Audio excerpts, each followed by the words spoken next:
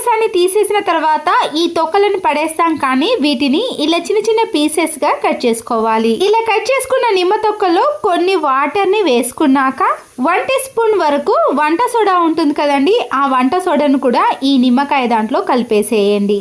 Spoon తో బాగా mix చేసుకున్నాక టీ వడపోసే జాలి ఉంటుంది కదండి, దాంతో ఈ వాటర్ అంతా కూడా సెపరేట్ చేసుకోండి. ఈ నిమ్మ తొక్కల్లో కొంచెం రసం అనేది ఉంటుంది కదండి, ఇలా స్పూన్ తో ప్రెస్ చేసామనుకోండి పూర్తిగా వచ్చేస్తుంది.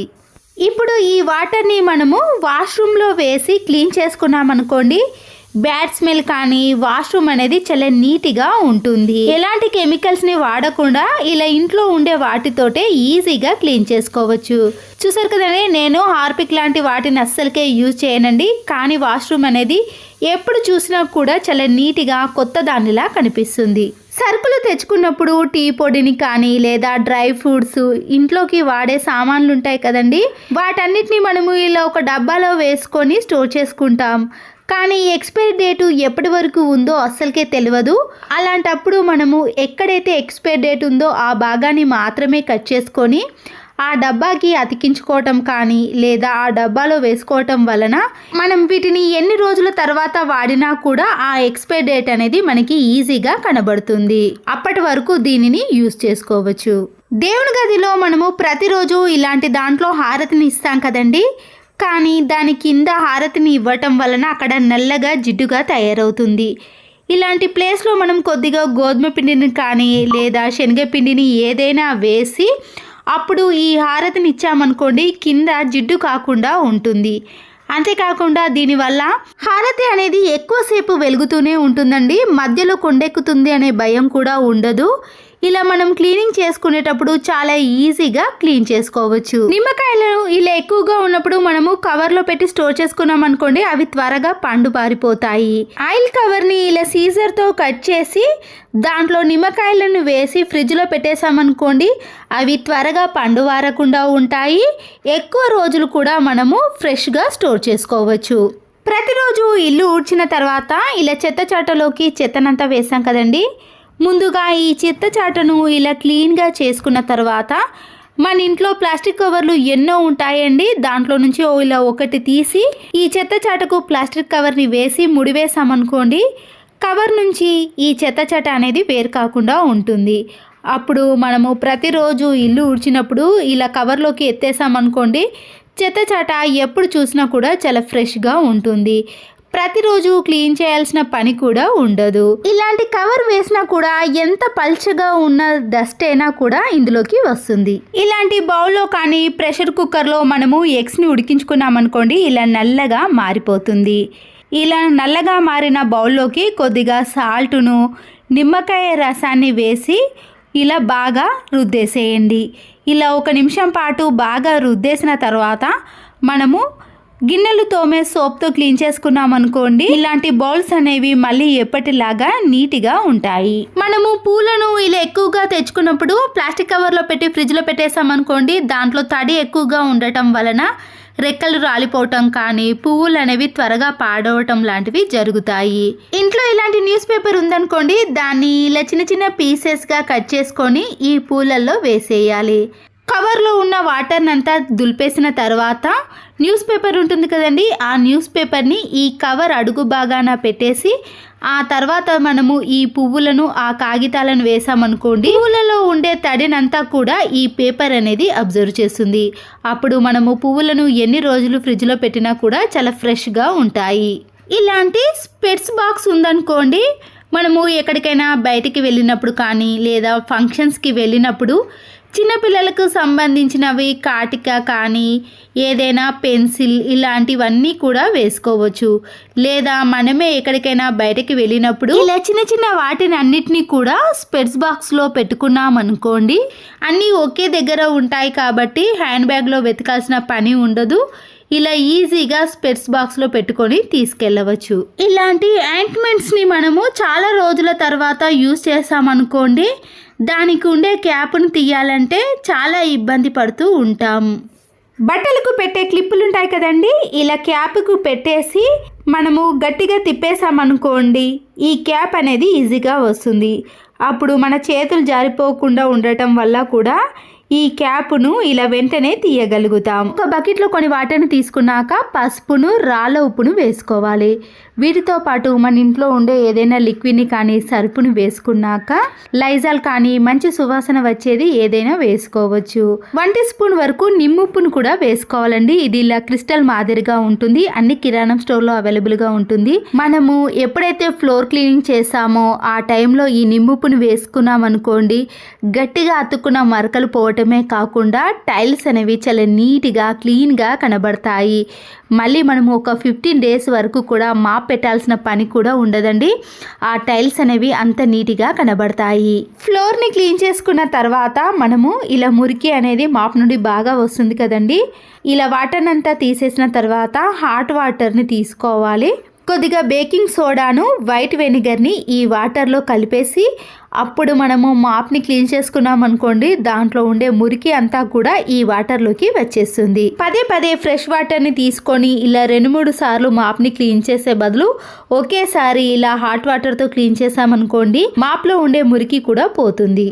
మస్కిటో నెట్ ఉంటుంది కదండి, దాన్ని మనము ఏదైనా మేకుకు వేసుకుందామంటే వేయడానికి ఎక్కడ వీలు లేనప్పుడు ఇలా ఒక మాస్క్కు ఉండే నాడను కట్ చేసి ఏదైనా ఇలాంటి చిన్న హోల్ ఉన్నప్పుడు దాంట్లో నుంచి ఈ మాస్క్ యొక్క నాడను తీసి గట్టిగా ముడి వేసుకోవాలి. ఇప్పుడు మనము దీన్ని ఎక్కడంటే అక్కడ పెట్టకుండా ఇలా మేకు కానీ ఛార్జింగ్ పెట్టే ప్లేస్లో పెట్టేసుకున్నాం అనుకోండి, నీట్గా ఉంటుంది.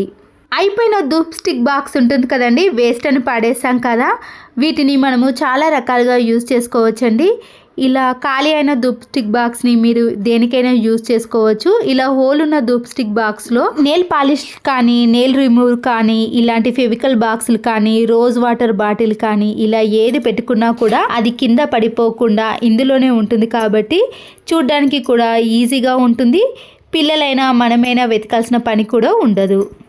అయిపోయిన టానిక్ సీసాలు ఉంటాయి కదండి, వాటికి ఇలాంటి క్యాప్ వస్తుంది కదా, దాన్ని మనం పడేయకుండా వాటర్ బాటిల్ యొక్క క్యాప్ను కూడా తీసుకొని ఈ సిరప్ క్యాప్లో ఇలాంటి క్రీమ్స్ కానీ లేదా పౌడర్ కానీ కుంకుమ కానీ వేసుకొని మనము ఈ వాటర్ బాటిల్ క్యాప్ని పెట్టేసామనుకోండి, టైట్గా ఉంటుంది, అది కింద పడిపోకుండా ఉంటుంది. మనము ఎక్కడికైనా 2-3 డేస్ బయటకు వెళ్ళాల్సి వచ్చినప్పుడు ఇది అనేది చాలా బాగా యూజ్ అవుతుందండి.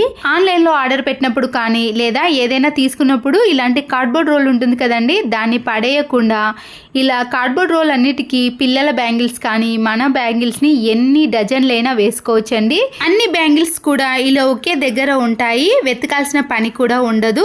ఇలా కబోర్డ్స్లో మనము ఈ కార్డ్బోర్డ్ రోల్ని పైన ఇలా పెట్టేసామనుకోండి, స్పేస్ కూడా చాలా తక్కువగా తీసుకుంటుంది. ఇలా చాలా ఉన్న బ్యాంగిల్స్ని మనము బాక్స్లో సర్దుకున్నాం అనుకోండి, స్పేస్ ఎక్కువగా తీసుకుంటుంది. కార్డ్బోర్డ్ రోల్కి ఇలా బ్యాంగిల్స్ని పెట్టేసుకున్నాం అనుకోండి, చాలా తక్కువ స్పేస్ తీసుకుంటుంది. సమ్మర్లో ఎక్కువగా వచ్చే మల్లె పువ్వులు కానీ లేదా చామంతి, దేవుని పటాలకు పెట్టే పువ్వులు ఏవైనా సరేనండి, మనం కవర్లో పెట్టేసామనుకోండి, దాంట్లో తడి అనేది ఎక్కువగా ఉండటం వలన పువ్వులు అనేవి త్వరగా వాడిపోతాయి. ఇలా కవర్లో కాకుండా ఏదైనా ఒక ప్లాస్టిక్ బాక్స్ని కానీ స్టీల్ బాక్స్ని తీసుకొని దాంట్లో టిష్యూ పేపర్ని వేస్తారు కదండి, దానికి బదులుగా మీరు ఇక్కడ స్పాంజ్ని వేసి చూడండి. ఆ వాటర్ని అంతా కూడా ఈ స్పాంజ్ అనేది పీల్చుకోవటం వలన పువ్వులు అనేవి వారం కాదండి 2-3 వారాల పాటు కూడా పువ్వులు అనేవి చాలా ఫ్రెష్గా ఉంటాయి. రెక్కలు కూడా రాలిపోవండి. ఇలా ఒక్కసారి ట్రై చేయండి. ఇంట్లో చదువుకునే పిల్లలు కానీ ఆఫీస్ వెళ్ళే వాళ్ళకు ఇలాంటి పెన్ డ్రైవ్స్ ఉంటాయి కదండి, ఇవి చిన్న చిన్నగా ఉండటం వలన ఎక్కడ పెట్టినా కూడా మళ్ళీ అవి కింద పడిపోయాయి అనుకోండి, వెతకాల్సిన పని అయితే ఉంటుంది. టైం కూడా చాలా వేస్ట్ అయిపోతుందండి. ఇలాంటి ఒక చిన్న బాక్స్లో వేసుకున్నాం అనుకోండి, అన్నీ ఒకే దగ్గర ఉంటాయి. ఒక దువ్వెనను తీసుకొని వేస్ట్గా ఉన్న సాక్స్ ఉంటుంది కదండి, దాంట్లో ఈ దువ్వెనను పెట్టేసేయండి. చివర్లో ఊడిపోకుండా ఉండటానికి ఒక రబ్బర్ బ్యాండ్ను కూడా వేసుకోవచ్చు.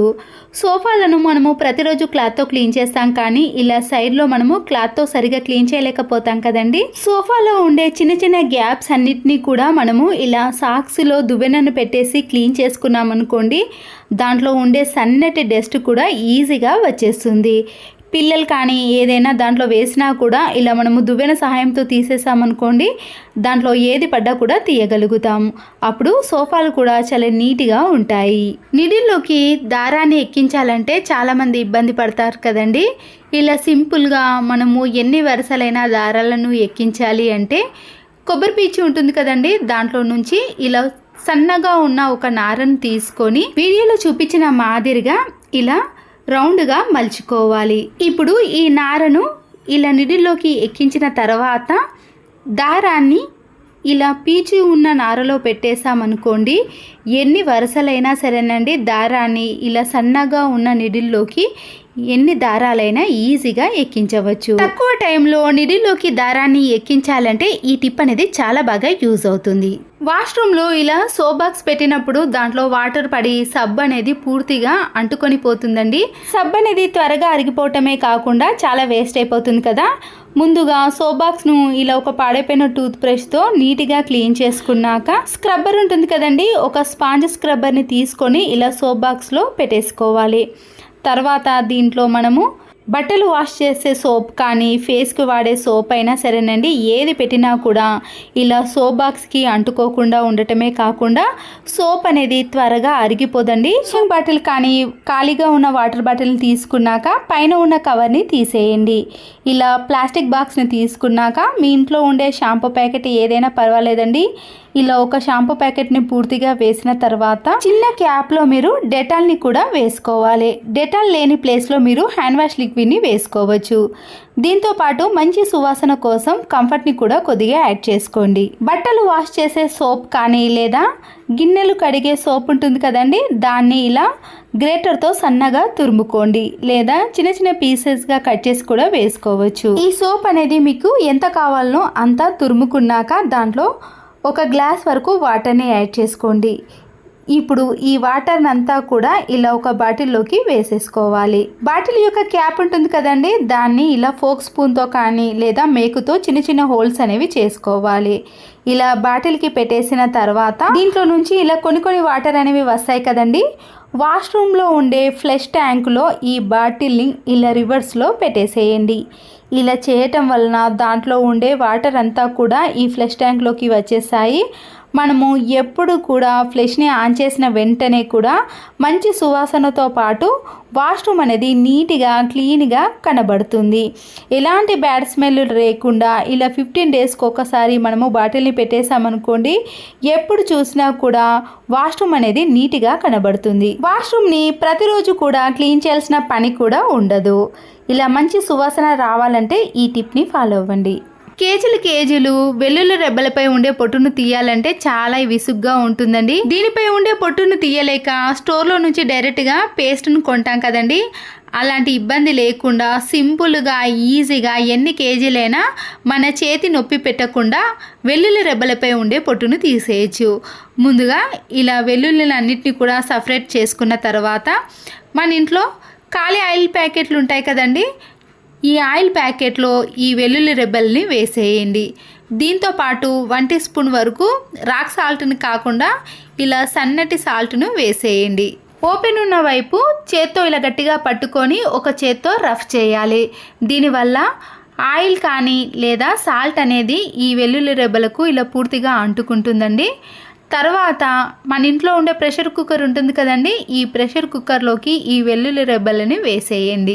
అన్నిటినీ వేసిన తర్వాత ప్రెషర్ కుక్కర్ యొక్క మూతను మనము డైరెక్ట్గా అన్నం ఉడికించుకునేటప్పుడు పెట్టేస్తాం కదండి, అలా కాకుండా ఇలా రివర్స్లో పెట్టేసేయాలి. తర్వాత స్టవ్ ఆన్ చేసేసి హై ఫ్లేమ్లో కాకుండా మీడియం ఫ్లేమ్లో కానీ లో ఫ్లేమ్లో ఒక 5 మినిట్స్ మాత్రమే ఈ వెల్లుల్లి రెబ్బలు అనేవి వేడిగా అయ్యేంత వరకు మాత్రమే ఇలా స్టవ్ పైన పెట్టేసేయండి.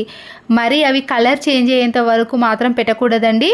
కింద అడుగు భాగం కూడా ఇలా మాడిపోకుండా ఇలా నీట్గా ఉండే విధంగా మాత్రమే మనము లో ఫ్లేమ్లోనే వేడి చేసుకోవాలి.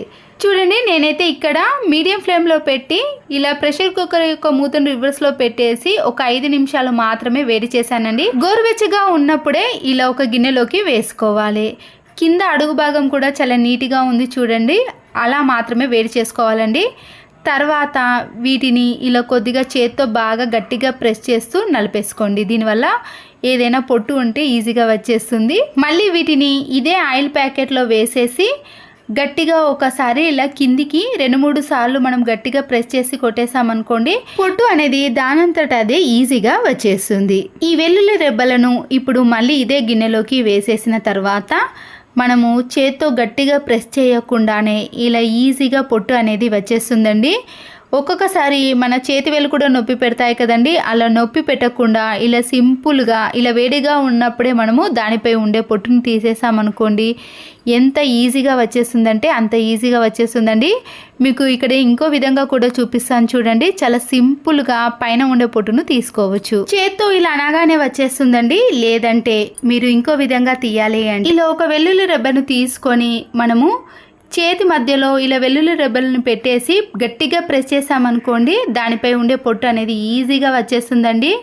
మనము పల్లికాయకి ప్రెస్ చేసినంతగా కాకుండా ఇలా సింపుల్గా ప్రెస్ చేస్తే సరిపోతుందండి. దానిపై ఉండే పొట్టు అనేది వచ్చేస్తుంది.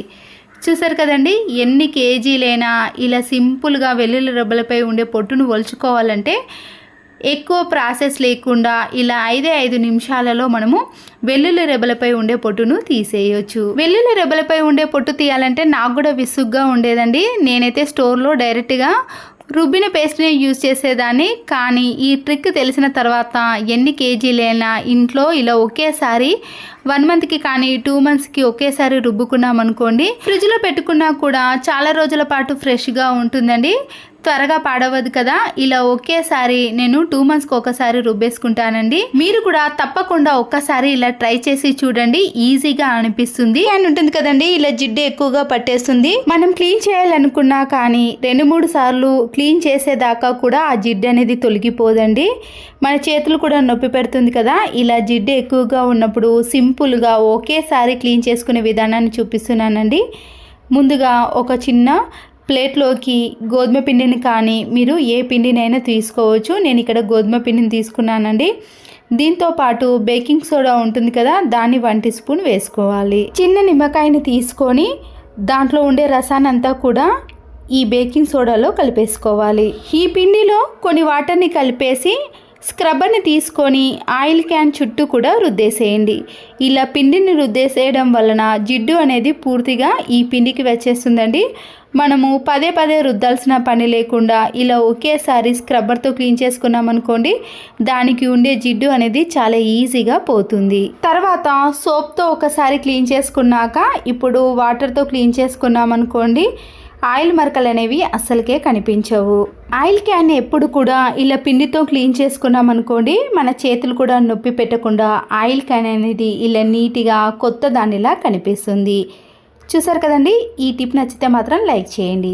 పిల్లల బ్లౌజులు కానీ డ్రెస్లు ఏవైనా సరేనండి, బ్లౌజ్ వేసుకున్నప్పుడు టైట్గా అనిపించింది అనుకోండి, మనము స్టిచ్చింగ్ని ఇలా పిన్నిస్తో తీసాం కదండి, ఈ బ్లౌజ్ను ఇలా రివర్స్లో తీసిన తర్వాత పిన్నీస్తో కొద్దిగా దారాన్ని ఓపెన్ చేసి బ్లౌజ్ని మళ్ళీ నీట్గా తీసుకొని ఇలా వీడియోలో చూపించిన మాదిరిగా కొద్దిగా గ్యాప్ తీసాం కదండి, ఆ గ్యాప్లో నుంచి ఇలా బ్లౌజ్ని కొద్దిగా టైట్గా పట్టుకొని పిన్ని సహాయంతో తీసేసామనుకోండి, స్టిచ్చింగ్ అనేది చాలా ఈజీగా వచ్చేస్తుంది. డ్రెస్లైనా బ్లౌజ్లైనా ఇలా స్టిచ్చింగ్ తీయాలన్నప్పుడు ఈ టిప్ అనేది చాలా బాగా యూజ్ అవుతుంది. 2-3 షాంపూ ప్యాకెట్లు యూజ్ చేసిన తర్వాత దాంట్లో ఉండే షాంపూ అనేది ఎక్కువైనప్పుడు అలాగే పెట్టేసామనుకోండి, అదంతా కింద పడి వేస్ట్ అయిపోతుంది కదా. అలా డబ్బులు వేస్ట్ చేయకుండా ఇలా ఒక బట్టల క్లిప్ను ఇలా షాంపూ ప్యాకెట్కి పెట్టేసామనుకోండి, షాంపూ అనేది వేస్ట్ కాకుండా ఉంటుంది. మిగిలిపోయిన ఆయిల్ ప్యాకెట్ ఉంటుంది కదండి, దాన్ని ఇలా కొద్దిగా కట్ చేసి మీరు ఆయిల్ ప్యాకెటే కాకుండా ఇలా మందంగా ఉండే ఏదైనా కవర్ని కూడా తీసుకోవచ్చండి. ఈ ఆయిల్ ప్యాకెట్ని మీరు ఇలా రౌండ్ షేప్లో కట్ చేసుకోవాలి. ఈ కవర్ని ఇలా చిన్నగా మలుచుకొని కవర్ మొత్తాన్ని కూడా చిన్న చిన్న హోల్స్ అనేవి చేసుకోవాలి. కట్ చేసుకున్న ఈ ఆయిల్ ప్యాకెట్ని సింకులో మనము గిన్నెలన్నీ క్లీన్ చేసేటప్పుడు అన్నం మెతుకులు కానీ కర్రీ అన్నీ కూడా పడతాయి కదండి, ఈ హోల్లోకి వెళ్ళిపోయి వాటర్ బ్లాకేజ్ కానీ ఏదైనా బ్యాడ్ స్మెల్ వస్తూ ఉంటుంది కదా, అలా రాకుండా ఉండాలంటే ఇలా కట్ చేసిన ఆయిల్ ప్యాకెట్ని ఈ హోల్లో పెట్టేసి దీంట్లో మనము గిన్నెలు క్లీన్ చేసుకోవటం కానీ కూరగాయలను వాష్ చేసినా కూడా అవన్నీ కూడా డైరెక్ట్గా హోల్లోకి పడకుండా ఈ కవర్లోనే పడతాయండి. అప్పుడు డైరెక్ట్గా దీన్ని తీసుకెళ్ళి మనము డస్ట్బిన్లో వేసి ఇలా వాటర్ బ్లాకేజ్ సమస్య రాకుండా చూసుకోవచ్చు. పచ్చిమిర్చి తొడిమెలు తీసిన తర్వాత మన చేతులు అనేవి మంటగా అనిపించడం కానీ లేదా కళ్ళకు తాకినప్పుడు మంటగా అనిపిస్తాయి కదండి, అలా కాకుండా ఇలా మన ఇంట్లో ఎన్నో రకాల ప్లాస్టిక్ కవర్లు ఉంటాయి. పాడేసే ప్లాస్టిక్ కవర్లను ఇలా 2 హ్యాండ్స్కి వేసి దానికి రబ్బర్ బ్యాండ్లను వేసేయాలి. ఇలా వేసిన తర్వాత పచ్చిమిర్చి యొక్క తొడిమెలను తీసామనుకోండి, మంట అనేది అస్సలకే అనిపించదు.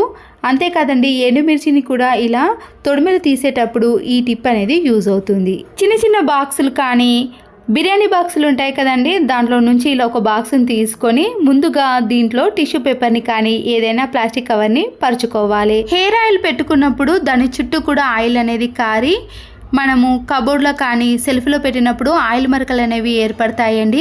ఇలా కింద పెట్టినప్పుడు ఆయిల్ మరకలు అనేవి ఏర్పడకుండా ఉండాలంటే ఇలా చిన్న ప్లాస్టిక్ బాక్స్లో పెట్టేసుకున్నాం అనుకోండి, కబోర్డ్స్ కానీ సెల్ఫ్లు కానీ నీట్గా ఉంటాయి. వెల్లుల్లి రెబ్బలపై ఉండే పొట్టును తీసినప్పుడు దాన్ని పడేయకుండా ఇలా కవర్లో స్టోర్ చేసుకోవాలండి, మనకి చాలా బాగా యూజ్ అవుతుంది. సోప్ బాక్సులు ఉంటాయి కదండి, ఇలా సోప్ని తీసిన తర్వాత ఈ ఖాళీ బాక్స్లో ఈ వెల్లుల్లి రెబ్బలపై ఉండే పొట్టునంతా కూడా నింపేసేయాలి. మనము ఎన్ని కావాలంటే అన్నిటినీ ఇలా ఒకేసారి ప్రిపేర్ చేసుకున్నాక కబోర్డ్లో కానీ బీరువాలో కానీ చిన్న చిన్న పురుగులు కానీ జల పురుగులు ఉంటాయి కదండి, ఇలా బొద్దింకల యొక్క బెడద అనేది తగ్గిపోవాలంటే ఈ ఘాటైన స్మెల్కి ఈ బొద్దింకలు అనేవి కబోర్డ్లో అస్సలకే దరిచేరవండి. ఇలాంటి బ్రష్ని తీసుకొని మన ఇంట్లో ఉండే నెట్ విండోస్ కానీ నెట్ డోర్స్ ఉన్నప్పుడు ఈ చిన్న చిన్న హోల్స్లో డస్ట్ అనేది అలాగే ఉండిపోతుందండి. మనకి వెంటిలేషన్ కానీ గాలి అనేది చాలా తక్కువగా వస్తుంది. ఇలాంటి స్పాంజ్ స్క్రబ్బర్ని కానీ లేదా మామూలుగా బట్టలు వాష్ చేసే బ్రష్ ఉంటుంది కదండి, దాంతోనైనా ఇలాంటి నెట్ డోర్స్ని క్లీన్ చేసుకున్నాం అనుకోండి, దాంట్లో ఉండే సన్నటి డస్ట్ అనేది ఈజీగా తొలగిపోతుంది. దీన్ని క్లీన్ చేసేటప్పుడు ఖచ్చితంగా ఒక మాస్క్ను వేసుకొని క్లీన్ చేయాలండి, ఎందుకంటే ఈ సన్నటి డస్ట్ అనేది డైరెక్ట్గా ఊపిరితిత్తులోకి వెళ్ళిపోతుంది. తర్వాత దీనివల్ల ఇబ్బంది పడకుండా ఇలా మనము ముందు జాగ్రత్తగా మాస్క్ను వేసుకొని డస్ట్ని క్లీన్ చేసుకోవాలి. హ్యాండ్ బ్యాగులు కానీ పిల్లల యొక్క స్కూల్ బ్యాగులు ఉంటాయి కదండి, ఒక్కొక్కసారి ఆ జిప్ అనేది స్ట్రక్ అవ్వటం కానీ ఇలా గట్టిగా అన్నప్పుడు జిప్ అనేది ఫెయిల్ అయిపోతుందండి. మన ఇంట్లో ఉండే క్యాండిల్ ఉంటుంది కదా, ఇలా క్యాండిల్ మొత్తాన్ని కూడా మనము జిప్పుపై అప్లై చేయాలి. ఇలా అప్లై చేయటం వలన స్మూత్గా జిప్ అనేది ఈజీగా వచ్చేస్తుందండి. అప్పుడు జిప్ అనేది ఫెయిల్ కాకుండా ఉంటుంది. నచ్చితే లైక్ చేయండి. బేకింగ్ సోడాను ఇలా ఒక ప్లేట్లోకి వేసుకున్నాక దాంట్లో కొన్ని వాటర్ని కలిపేసేయండి. పాడైపోయిన ఒక టూత్ బ్రష్ని తీసుకున్నాక ఇలా గోడల పైన పెన్ మరకలు కానీ కలర్స్ మరకలు కానీ ఏవైనా ఉన్నప్పుడు అవి మనము ఎంత రఫ్ చేసినా కూడా రఫ్ కావండి. దాంతోపాటు పైన ఉన్న పెయింట్ కూడా పోతుంది కదా, ఇలా బేకింగ్ సోడా వాటర్ని వేసి బ్రష్తో రాసామనుకోండి, ఆ మరకలు అనేవి చాలా ఈజీగా క్లీన్ అయిపోతాయి. దానిపైన ఉండే పెయింట్ కూడా అస్సలకే పోదండి, ఓన్లీ పెన్ మరకలు ఇలాంటి కలర్ మరకలు అనేవి తొలగిపోతాయి. ఖాళీ ఐస్ క్రీమ్ బాక్సులు ఉంటాయి కదండి, ఇలా దానికి రబ్బర్ బ్యాండ్లను వేసేసి దేనికి దానికి సపరేట్గా ఫోక్ స్పూన్స్ని, నైఫ్ని, సీజర్స్ని, గ్యాస్ లైటర్స్ని, పీలర్స్ని వేసామనుకోండి, మనకి ఎప్పుడు ఏది కావాలన్నా కూడా ఈజీగా తీసుకోవడానికి వీలవుతుంది. ఇలాంటి ఫ్రూట్స్ని తెచ్చుకున్నప్పుడు అవి త్వరగా పాడైపోతాయండి. ఇలా ఫ్రూట్స్ యొక్క కొనలకి లేదా మొదల్లో మనము ఫాయిల్ పేపర్ని వేసి స్టోర్ చేసుకున్నామనుకోండి, 4-5 డేస్ అయినా చిన్న చిన్న పురుగులు వాలినా కూడా ఇలాంటి ఫ్రూట్స్ అనేవి త్వరగా పాడవకుండా ఫ్రెష్గా స్టోర్ చేసుకోవచ్చు. ఎగ్స్ని ఇలా బౌల్లో వేసి ఉడికించుకునేటప్పుడు ఒక్కొక్కసారి దాంట్లో ఉండే సోనా అనేది బయటికి వచ్చేస్తుంది కదండి. అంతేకాకుండా ఎగ్స్ అనేవి త్వరగా ఉడికిపోవాలంటే ఇలా వంట నూనెను వేసి ఉడికించుకోవాలి. ఇలా వేడిగా ఉన్నప్పుడే మనము దానిపై ఉండే పెంకును తీసేసినా కూడా చాలా ఈజీగా వచ్చేస్తుంది. ఎగ్స్ అనేవి పాడవకుండా ఉంటాయి. కోల్గేట్ పేస్ట్ ఉంటుంది కదండి, ఇలా కోల్గేట్ పేస్ట్ని తీసుకున్నాక ఐస్ క్రీమ్ పుల్ల ఉంటుంది. ఈ ఐస్ క్రీమ్ పుల్లకు మనము ఈ కోల్గేట్ పేస్ట్ని ఇలా కొనబాగాన పెట్టేసేయాలి. ఇంట్లో ఇలాంటి స్విచ్ బోర్డ్స్ పక్కన చిన్న హోల్స్ కానీ లేదా ఎక్కడైనా గోడల మధ్యలో మనము మేకులను కొట్టినప్పుడు కూడా చిన్న చిన్న హోల్స్ అనేవి పడతాయి కదండి, అలాంటి వాటిని ఇలా పూర్తిగా ఫిలప్ చేయడానికి కోల్గేట్ పేస్ట్ని అప్లై చేయాలి. ఆరిన తర్వాత ఇది గట్టిగా మారుతుంది కాబట్టి అక్కడ హోల్ అనేది ఉండదండి. దీంట్లోకి ఎలాంటి చిన్న చిన్న పురుగులు కానీ పిల్లలు వేలు పెట్టడం లాంటివి అస్సలకే చేయరు. ఇలా ఐస్ క్రీమ్ పుల్లతో పెట్టేసామనుకోండి, దాని లెవెల్ని సమానంగా చేయడానికి వీలవుతుంది. ఎక్స్ట్రాగా ఉన్నది క్లాత్తో క్లీన్ చేసామనుకోండి, అక్కడ హోల్స్ అనేవి అస్సలకే కనిపించవండి. అప్పుడు ఇల్లు కూడా చాలా నీట్గా కనబడుతుంది.